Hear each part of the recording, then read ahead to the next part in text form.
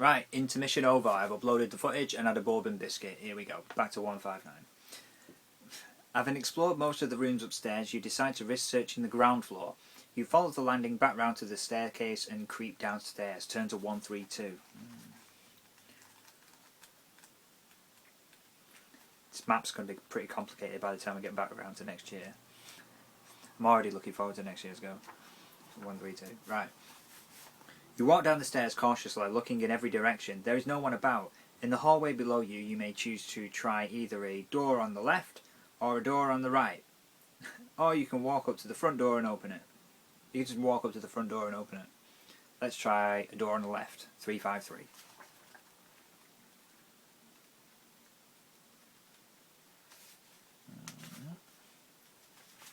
The door opens into a large but cosy drawing room. The dying embers of a warm fire burn in the hearth. Comfortable chairs are arranged around the fireplace. 2 glasses and decanters stand on the glass-top table between the chairs. There are plants in tall stands on either side of the windows, and there is another door to the next to the one you came in. Do you wish to explore the room further, leave through the other door, or will you have a tipple from the decanter? I've learned my lesson about drinking strange liquids. Tripping up, you know why? Because I'm trying to fish bits of bourbon out of my teeth at the same time. Stop doing that. I said doing that. Let's explore the room further. Turn to 119. Why do I have to eat a biscuit while I'm doing a video? Complete idiot.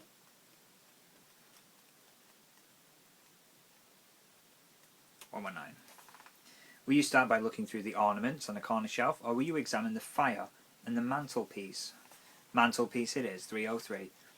It might be like an Indiana Jones and the Last Crusade mantelpiece, and you sort of spin around and go into another room.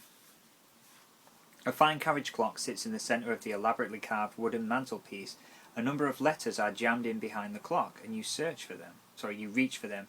As you do so, your sleeve catches on one of the carved images in the woodwork, and it moves.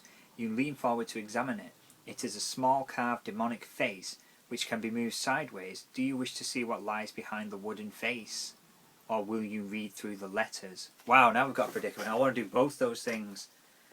Carved wooden face, read through the letters. Carved wooden face it is, 85. Yes! I knew there'd be something good on the fireplace. 85.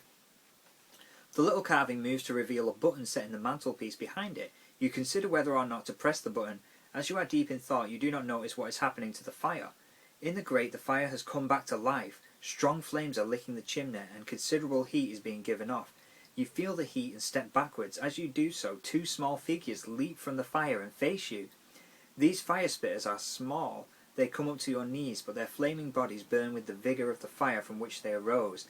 They hover in the air just above the carpet, for if they touch anything, it bursts into flame. Do you wish to fight these creatures? Or will you try another approach? And then there's a picture of him. They look really funny. You know what they look a little bit like? The creatures from Labyrinth who sing that song, Chilly Down. Are you seeing it? You have to have seen the movie. Which is ironic for a fire. Alright. Let's try another approach. 145. Maybe we don't have to fight him. Maybe we can talk to him like that crazy old lady. Maybe we'll just have to find 2 dogs. How far can we push up our dog murder count in one night? 145. How will you hold up these advancing creatures? Will you pick up the brandy decanter or move slowly backward towards the window? Well, the brandy decanter, when alcohol's flammable, isn't it? It would just, or maybe it will make them explode. But just moving towards the window. If the storm's still on, maybe I can open the window and like maybe the wind will put them out, or like the rain will come in or something. And you're not supposed to open a window in a fire, are you? A second, let's go for the window, 64. Because the brandy, you can't throw brandy on a fire and have that help. 64.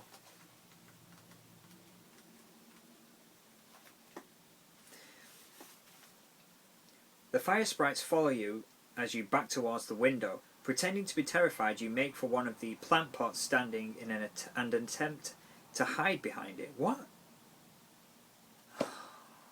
We're an idiot. Pretending to be terrified, you make for one of the plant pot stands and attempt to hide behind it, but when the sprites are near enough, you strike. Grabbing the large plant pot on top of the stand, you hurl the contents over the little creatures. The soil covers them and douses their flames. In an instant, they have disappeared. Turn to 375. Nice. Sorted that out, didn't we? Turns out we're not an idiot after all. 375. Take that, fire sprites.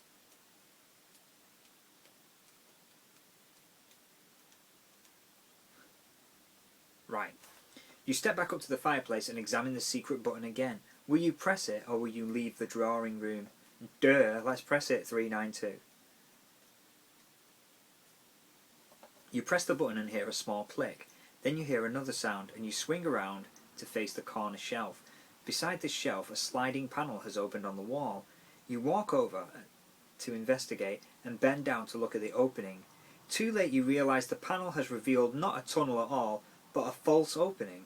The wall behind is solid, but it has served its purpose.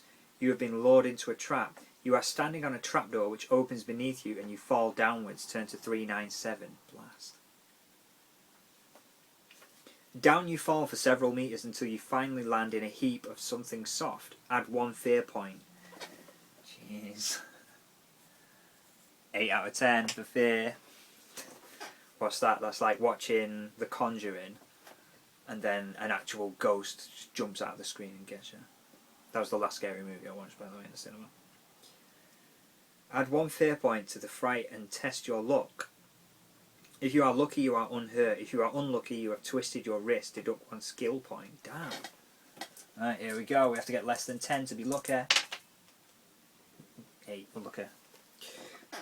You pick yourself up and verify there is no serious damage. You have landed on a mound of earth and hay, and you realise you are in a cellar underneath the house. The room is fairly small with 1 door. Outside you can hear a shuffling noise coming closer. Will you spring behind the door to surprise whatever is approaching, or will you quickly search the room for a weapon in case you need to defend yourself? I say we go with the element of surprise. Number 6. The door slowly opens and you hold yourself close to the wall. The man who enters is short and stocky and appears to be bent double. He is not armed. He peers into the room and scratches his head. Evidently he has heard something and is perplexed at finding nothing in the room. Will you step forward and announce yourself and keep hidden and hope he leaves? Let's keep hidden and hope he leaves. 25. Because if there's anything we learned, there's nothing friendly in this house. The little man stares once more into the room, shrugs his shoulders and leaves, closing the door behind him. You are alone again, naturally. That's a song. After waiting a few minutes, you decide to leave the room. Turn to 116.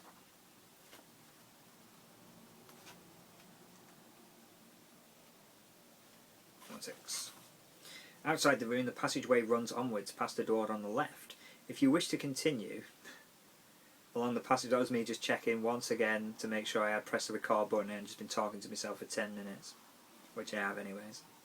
If you wish to continue along the passageway, turn to 91. If you wish to explore the area, turn to 166. Let's explore the area, 166.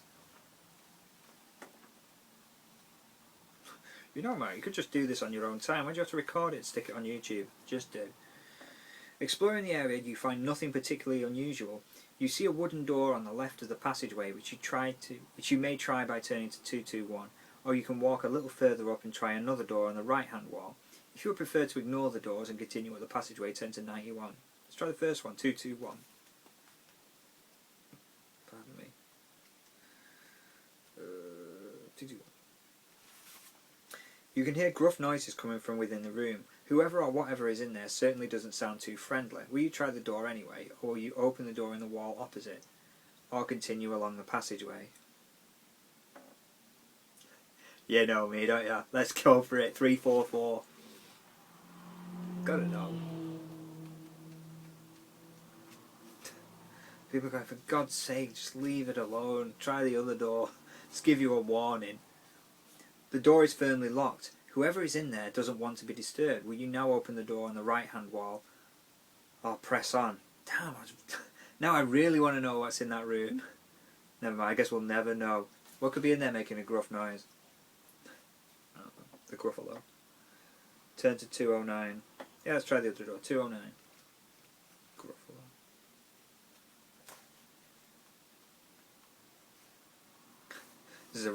passage. This room seems to be a dungeon of some sort, for along one wall are 4 cells with heavy iron bars locking their occupants in. No one seems to be on your side of the bars, so you walk in to have a look. A twig cracks as you step forward, and immediately 3 bodies spring to life in 3 of the cells. They are a ragged lot. Clothes are in tatters, hair dishevelled and grubby. They all reach forward through the bars and plead with you to release them. Each one has been captured by the Earl of Drummer's servants and imprisoned to await some horrendous fate. Nearest to you is a pretty young girl. Her face and hair are dirty and she is in tears. She desperately wants to be released. In the second cell is a tall man with strong features. He has accepted that he is about to die and bravely asks you to kill him now. God, this is dark. To deprive the evil Earl of his pleasure. In the third cell is a balding man in a grey gown who says nothing. Do you wish to try to help these prisoners? You may talk to one of them if you wish. Would you like to talk to the young girl, the dark man, or the balding man? If you would rather not talk to any of them, you may leave the room and walk away. How cold is that? Just walk away. So, who are the options? Let's talk to the balding man who says nothing. 363. Let's talk to the man who says nothing. I'm an idiot. 363. But he seems to be calm. I'm not going to get anything out of a hysterical young girl or a man who's asking to die, I don't think. So let's talk to the balding man. 363. You step up to the balding man's cell. Do not waste your time here, he says, for you cannot help us. Our only hope is that you can destroy the evil in this house before it destroys us, but that is unlikely because you would have to destroy the master first. He may only be killed with the crysknife, we already knew that. And the battle may only take place in a red room to symbolise a battle taking place in hell itself. The dining room upstairs has red walls but is always locked, and the key is hidden behind the mirror when ceremonies are taking place. Ah, now this is a bit of info. If you can find the crysknife and the key, then you may save the world from this devilry that is brewing within these walls. But as for us, we will all be dead before the night is out. Don't waste your time with us. You listen to his advice and consider whether or not to leave immediately, as he suggests. There's someone coughing there. Or whether you should talk to the others. Let's talk to the others. See? No, he's right. Let's go. Because if we... God, is he saying they're all dead anyways? Well, in the interest of moving things along, turn to 91. Sorry, you two other guys. Maybe next time. 91. Further up the passage is another door to the right-hand wall. If you wish to try this door, turn to 112. If you want to pass it and continue along the corridor, turn to 393. Let's try the door, 112. Maybe I could call this video Mark Tries a Bunch of Doors. Or it's another long passageway. The door opens wide. You are about to step inside but hesitate when you see what lies within.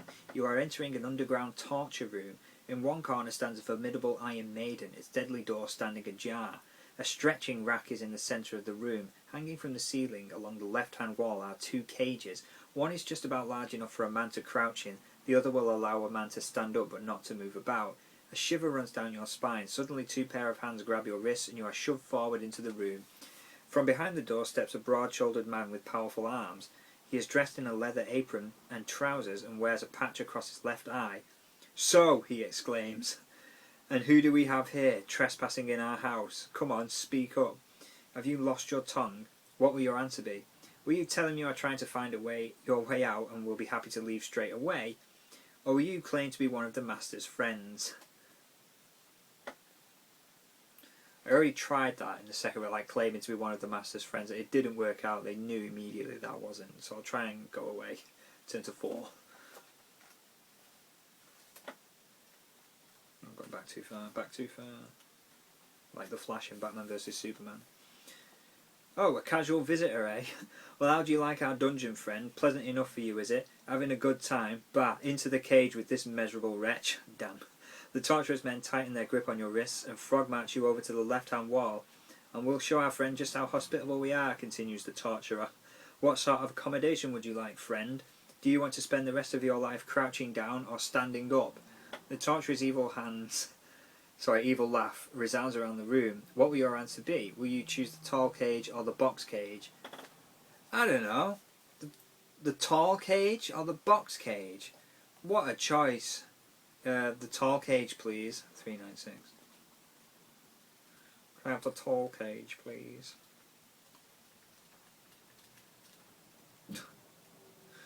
You spend the rest of your life in a tall cage. The end. Suck. 396. The tall cage is lowered from the wall. The back opens, you are shoved inside. It is a tight fit and you are forced up against the bar as the door is locked behind you. One of the torturer's assistants winches you up in the air. You will hang suspended from a rope until your stamina runs out from starvation. Damn!